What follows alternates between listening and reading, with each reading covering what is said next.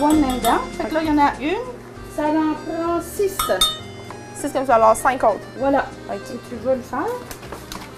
Et vous la passez pas au... Après, quand on va la transférer dans le mélange de glycérine, on va la passer au tamis pour qu'elle tombe dans le savon en petite poussière pour qu'elle s'incorpore correctement au savon. Parce que sinon, ça risque de faire des petits grumeaux. OK. Parfait. Est-ce que comme ça, c'est correct? Oui. Je l'ai bien aplati. Oui, OK. oui.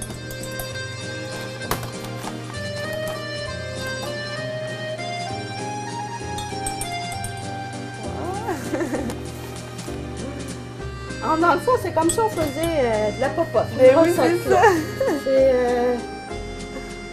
C'est pas compliqué. Dernière. Et voilà. Eh bien.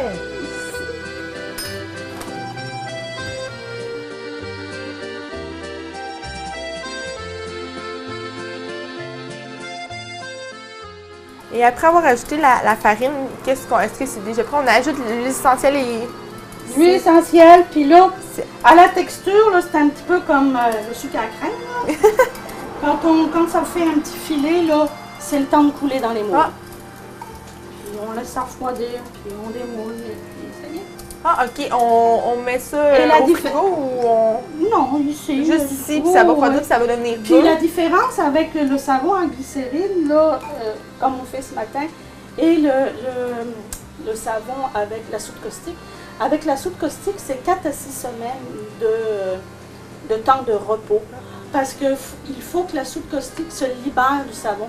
La saponification prend 4 à 6 semaines selon l'huile utilisée pour que le savon soit fait au complet, si on veut. Là. Ça prend tout ce temps-là. Qu'à la glycérine, demain, on peut l'utiliser celui-là. À la soude caustique, on ne pourrait pas l'utiliser, il serait corrosif encore.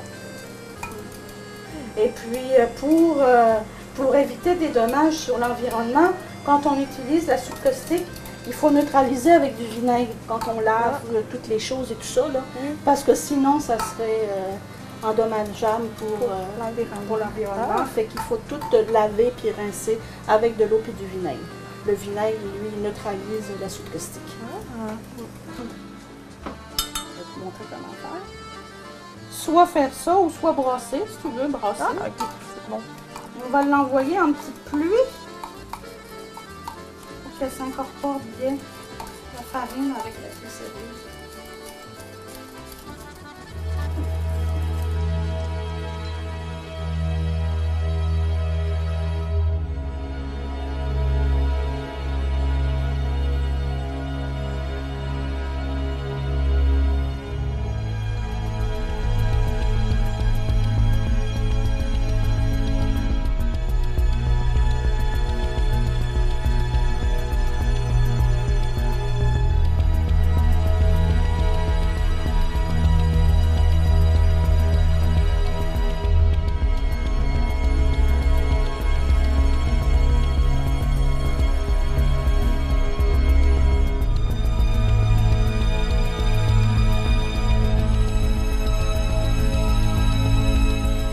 J'utilise de l'huile essentielle de lavande, de l'huile de lavande officinale.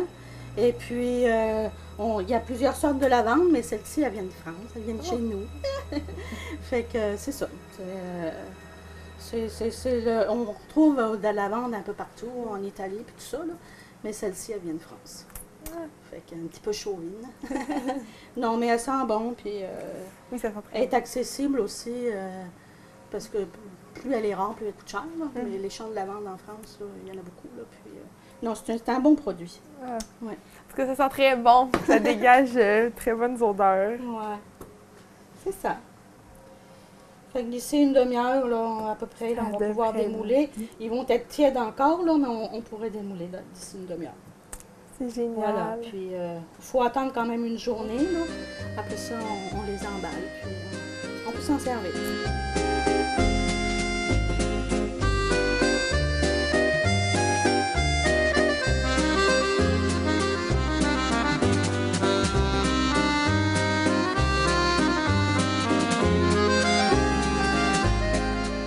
D'ici une demi-heure, à peu pas de feuilles, là, on va pouvoir démouler.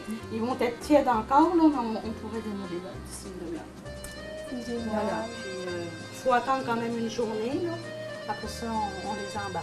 Puis, on peut s'en servir.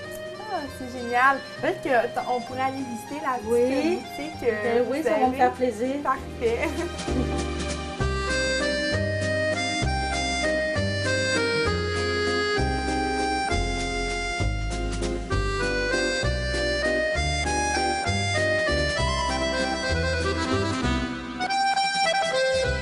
Fait qu'on peut retrouver un petit exemple des choses que je fais.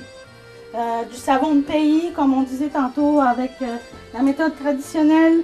Celui-là est fait avec juste de la graisse de bœuf. Et puis, j'en ai une autre ici qui est graisse animale avec du lait de chèvre et du miel. Celui-ci qui est juste au lait de chèvre naturel. Fait qu'il est tout blanc. Est-ce que ça sent? Est-ce que ça a une non, ceux-là, non. J'ai pas rajouté d'huile essentielle.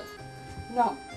Le savon de pays, les gens l'achètent maintenant beaucoup pour détacher un vêtement. À la place de... Ouais, on frotte la tache avec le savon de pays, on laisse ça imprégner, puis après ça, on peut mettre dans la machine à laver, puis ça ôte très bien les taches. C'est aussi efficace qu'un... Oui, oui. Ah oui, puis est-ce que ça ôte les taches de graisse? Souvent, Oui. on cherche un... Oui. Ça ôte, oui, c'est bien pour ça. Ouais, souvent, une fois, les gens achètent ça juste pour ça. Parce que maintenant, c'est sûr que dans le temps, nos grands-mères se lavaient avec ce savon-là, parce qu'ils n'avaient pas d'autre chose. Hein.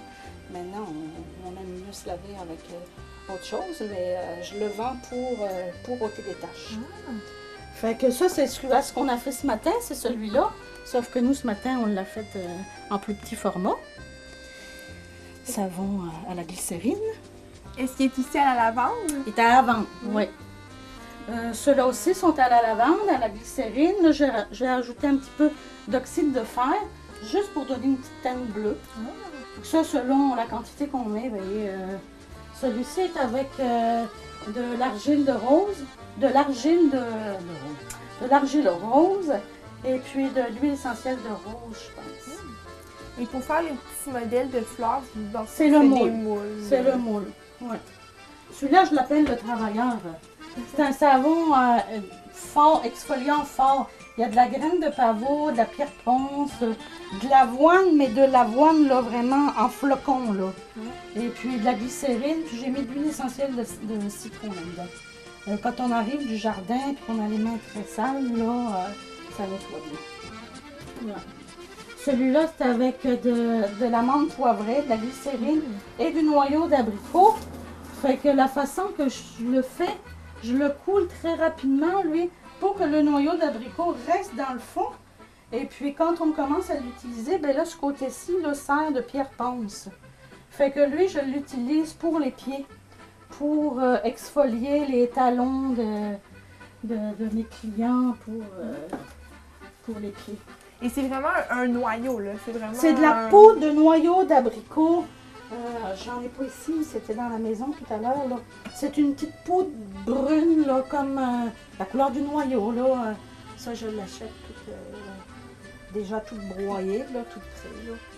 Là. Sinon, je fais des petites scènes de bain, puis des petits ensembles cadeaux comme ça.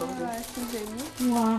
Des fois, ben, à la place d'emmener une bouteille de vin, là, quand on est invité à souper, ben ça, c'est à peu près le prix d'une bouteille de vin, puis ben, ça fait changement. Ça, c'est des crèmes que je fais aussi. Ça, c'est une crème de nuit. C'est des crèmes qu'il faut laisser au réfrigérateur parce que moi, je ne mets pas d'agent de conservation. C'est vraiment naturel, fait qu'il faut laisser ça au réfrigérateur. Je fais aussi du déodorant. Qu'est-ce que je fais? Des choses sur commande aussi. Les gens peuvent venir me voir.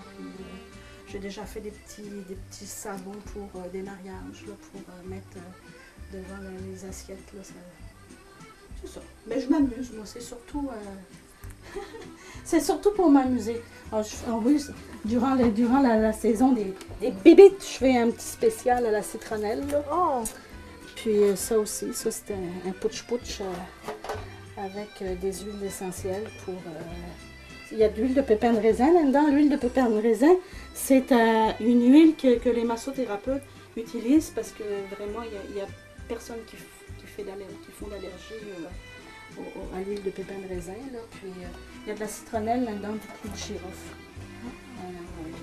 Les moustiques n'aiment pas ça. Ouais, c'est plus naturel que c'est le naturel. fameux, Oui, c'est naturel. Puis dans le savon, le petit savon chasse-moustique, là, c'est de la citronnelle aussi, puis de la glycérine pure. Puis les gens qui font du camping, ben ça c'est des choses qu'on pourrait se laver dans une rivière ou dans un lac. C'est biodégradable, puis ça n'a aucun impact sur l'environnement. Fait que c'est ça. Le but, c'est ça aussi, de faire des choses naturelles. Puis préserver notre peau, puis préserver la nature. Parce que malheureusement, là, elle est mise à l'épreuve, puis il faut penser aux générations qui vont nous suivre. Hein? Fait que c'est ça, c'est toutes des belles choses naturelles. Puis servir de la nature, puis la protéger.